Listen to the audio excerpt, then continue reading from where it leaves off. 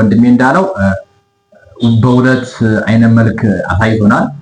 ውስጣዊ አካልና ውጫዊ አካል የምንላቸው ኤሌክትሪክ ምጣዶች አሉ። ውስጣዊ አካል ላይ የሚገኙ ኤሌክትሪክ ኮምፖነንቶችን ነግራቸዋለሁ። አሁን ወደ ውጫዊ ስንገባ ውጫዊ ላይ የሚገኝ ኤሌክትሪክ ኮምፖነንት ምንድን ነው? እሱ በመጀመሪያ ዋናው ቦዲው ነው ዋናው አንደኛ ደረጃ ላይ። በሁለተኛ ደረጃ ላይ የሚገኘው ካልኪ ብሬከር። በብሬከር ደረጃ በሁለት አይነት እንይዘዋለን። ያም ማለት አውቶማቲክ ብሬከር እና ካልኪ ብሬከር ብለን። ካልኪ ብሬከር ብለን የምንለው ኤሌክትሪክ ምጣድ ላይ የምንጠቀመው ነው። አውቶማቲክ ብሬከር ብለን የምንለው ደግሞ ግድግዳ ላይ ብለን የምንጠቀመው ነው። ስለዚህ ካልኪ ብሬከር በሁለተኛ ደረጃ ላይ ይገኛል። በሶስተኛ ደረጃ ፓወር ኬብል ነው። በአራተኛ ደረጃ ላይ ሶኬት ነው። በአምስተኛ ደረጃ ላይ ደግሞ የሚገኘው ኮኔክተር ነው። እነዚህ ናቸው ውጫዊ አካል ላይ የሚገኙት። እንዲሁም ደግሞ 6 ቁጥር ዳዶ ብለን የምንለው አለ። ማፈኛ ያለው በዳዶ የምናደርገው ካልኪ ብሬከሩን የምናፈበት ማለት ነው። ከዛ ውጪ ደግሞ 6 ቁጥር 3 ቁጥር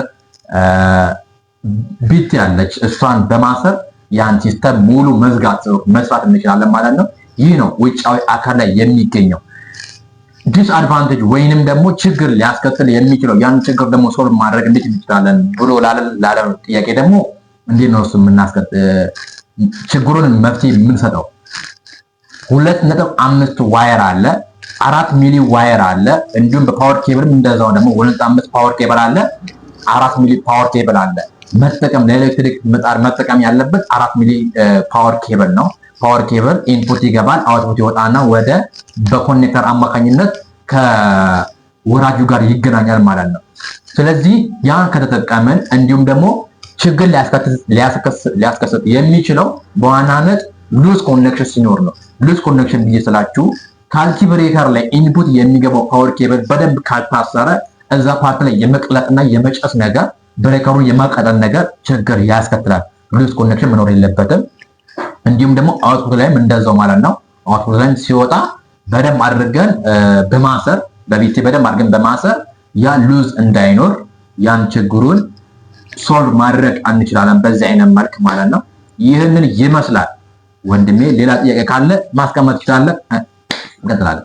አመሰግናለሁ። እንግዲህ ጋሹ አሁን በውጫዊ ክፍል አንደኛው ጥያቄ መልሰልኛል። ሁለተኛው ጥያቄ አንድ ሰው ኤሌክትሪክ ምጣድ ገዝቶ አሁን ልክ እንዳነሳው በ2.5 ገመድ እና በባለ 4 ነጥብ ገመድ እያንዳንዱ ሰው ቤት ውስጥ ይኖራል።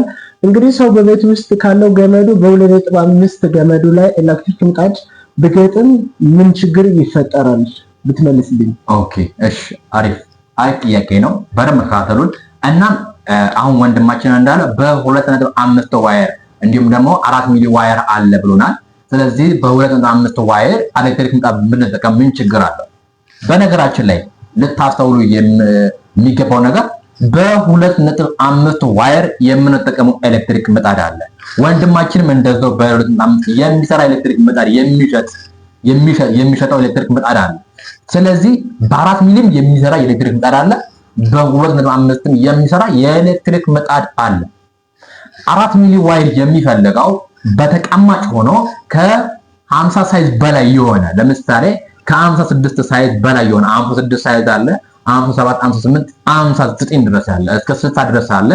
በእነሱ ሳይዝ የተቀመጠ ኤሌክትሪክ ምጣድ ሲሆን የምንጠቀመው ሬዚስታንስ 0.9 ሬዚስታንስ ስለሆነ 4 ሚሊ ዋይር ግዴታ ከፓወር ተስቦ መሄድ ይኖርበታል ወደ ኤሌክትሪክ ምጣዱ። በተጨማሪ ደግሞ በኖርማል ሶኬት የምንሰራው በሶኬት የሚሰራ ወይም በ2.5 ዋይር የሚሰራ 50 ሳይዝ የምንለው የኤሌክትሪክ ምጣድ ነው። በማንኛውም ሶኬት ተንቀሳቃሽ የኤሌክትሪክ ምጣድ ሆኖ በማንኛውም ሶኬት የሚሰራ የኤሌክትሪክ ምጣድ ስለሆነ ወንድማችንም እሱም ጋር ስላለ በዛ አይነት መልክ መጠቀም እንችላለን። የምንጠቀመው ሬዚስታንስ ደግሞ 0.8 ሬዚስታንስ ስለሆነ አነስ ያለው ስለሆነ ኖርማል ልክ እንደ ስቶቭ እንደምንጠቀመው መጠቀም እንችላለን። በጣም ምቹና አመቺ ስለሆነ ምንም የሚያስቸግረን ነገር አይኖርም። ወንድም ይሄን ይመስላል። አመሰግናለሁ። እንግዲህ በቤታችን ውስጥ ሰው ኤሌክትሪክ ምጣድ ገዝቶ ሲወስድ በባለ 4 ገመድን መጠቀም ይችላል፣ በ2.5 ገመድን መጠቀም ይችላል። ግን ደግሞ ምጣድ ሁለት አይነት ነው ያለው፣ 2.5 ገመድም የሚሰራ በባለ 4 ገመድም የሚሰራ ብለህ አብራርተህ ነግረናል። አመሰግናለሁ። ሌላው ደግሞ 2.5 ገመድ ከቤት ውስጥ ያለው ከቆጣሪ የሚመጣው ገመድ በባለ 2 መሰኪያ ነው መሰካት ያለበት ወይስ በባለ 3 መሰኪያ ነው ወይስ የራሱ የሆነ መሰኪያ ያስፈልጋል? ይህን አብራርተህ ለጊዜ ለሚከታተል ህዝብ ብትነግረን ደስ ይላል።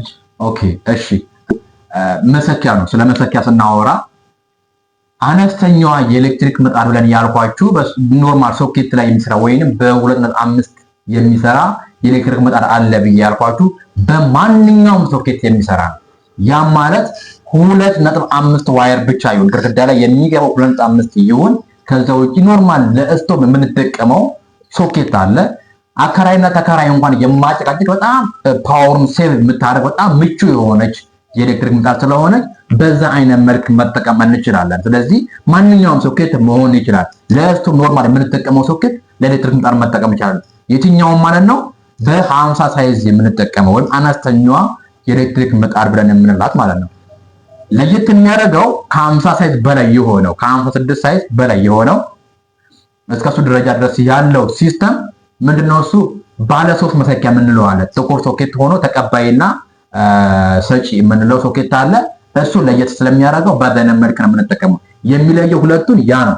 ያንኛው ኖርማል በማንኛውም ሶኬት እንዲሰራ ነው። ይሄኛው ግን ፓወር ሲፈልግ ጥቁር ሶኬት ሆኖ ባለ 3 ግራውንድም የሚቀበል ማለት ነው። ያን አመሰግናለሁ። እንግዲህ እንደነገርከኝ እንደመለስክልኝ ከሆነ ለማንኛውም ተከራይ ለማንኛውም ሰው እንግዲህ የሚሆን ነው። ከአከራይም ጋር የማጣላ ነው። ምክንያቱም የራሱ የሆነ ገመድ ከቆጣሪ እስከ ቤት ድረስ አስፈልገው ሰው በቤቱ ውስጥ በስቶቭ መሰኪያ ሰክቶ መጠቀም ይችላል።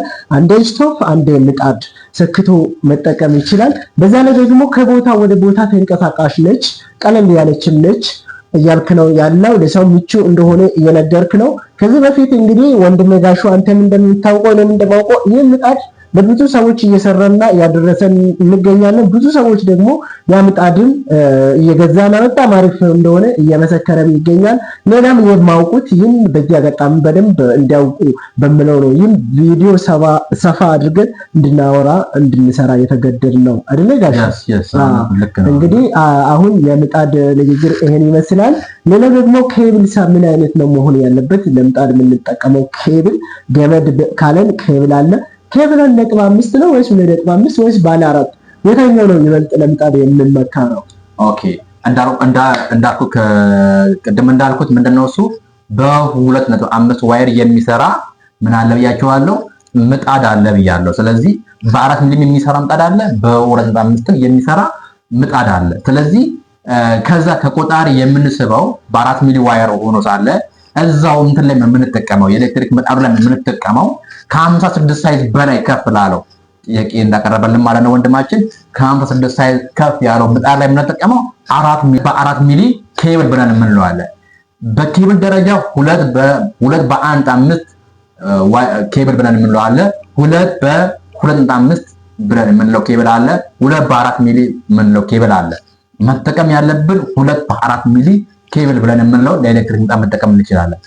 ኖርማሊ ግን በሶኬት የሚሰራው ኤሌክትሪክ ምጣድ ላይ በ50 ሳይዝ የተቀመጠው ኤሌክትሪክ ምጣድ ላይ 2/2.5 ያለውን በሱ መጠቀም እንችላለን። ይሄን ይመስላል። አመሰግናለሁ። እንግዲህ ስለ ምጣድ በደንብ አብራርተህ እስካሁን ድረስ ውስጣዊ ክፍል ውጫዊ ክፍል ብለህ በደንብ አድርገህ ነግረኛል። በደንብ አድርገህ ለሰውም አብራርተሃል። ብዙ ሰውም ብዙ እውቀት እንዳገኘ እንዳተረፈ ብዙ እምነት አለኝ። ብዙ ሰው ይህን ዩቲዩብ ቻናል ይከታተላል፣ እየተከታተለም ይገኛል። ይህ እንግዲህ በጣም ለሰው ጠቃሚና አሪፍ የሆነ ነው።